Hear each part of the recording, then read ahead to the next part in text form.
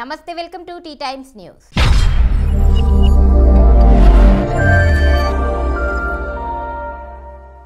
తెలుగు రాష్ట్రాల్లో ప్రస్తుతం ట్రెండింగ్ లో ఉన్న పదం బర్డ్ ఫ్లూ.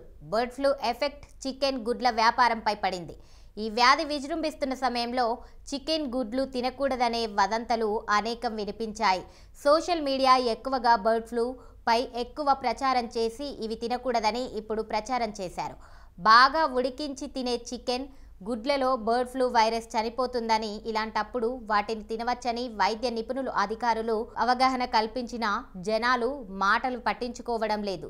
దీంతో తెలుగు రాష్ట్రాల్లో పౌల్ట్రీ రంగం దారుణంగా పతనమైంది. చికెన్ గుడ్లు రేట్లు తగ్గినా అమ్మకాలు మాత్రం భారీగా తగ్గిపోయాయి. కానీ మళ్లీ చికెన్ గుడ్లు రేట్లు పెరుగుతూ వస్తున్నాయి. ఇది శుభ పరిణామం. రాష్ట్ర ప్రభుత్వాలు కూడా బర్డ్ ఫ్లూ వ్యాప్తి ఉదంతాలపై ఎప్పటికప్పుడు ప్రచారం చేసింది.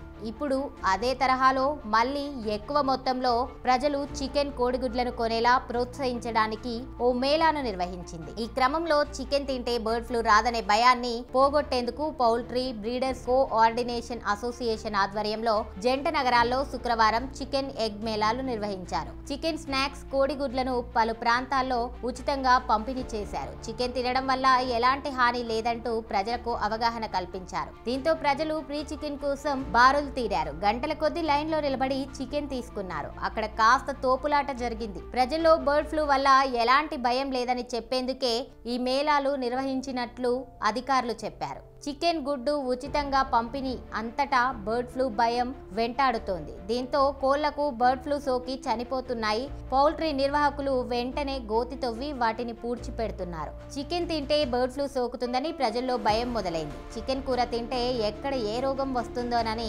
భయపడుతున్నారు. దీంతో చికెన్ బిర్యానీ ప్రియులు చికెన్ తినడం మానేశారు. కొంతమంది బర్డ్ ఫ్లూ భయంతో కోడిగుడ్డును కూడా తినట్లేదు. ఈ క్రమంలో చికెన్ దుకాణాలు వెలవెలబోతున్నాయి. ప్రజలు చికెన్ కొనకపోవడంతో వ్యాపారాలు తీవ్రంగా నష్టపోతున్నారు.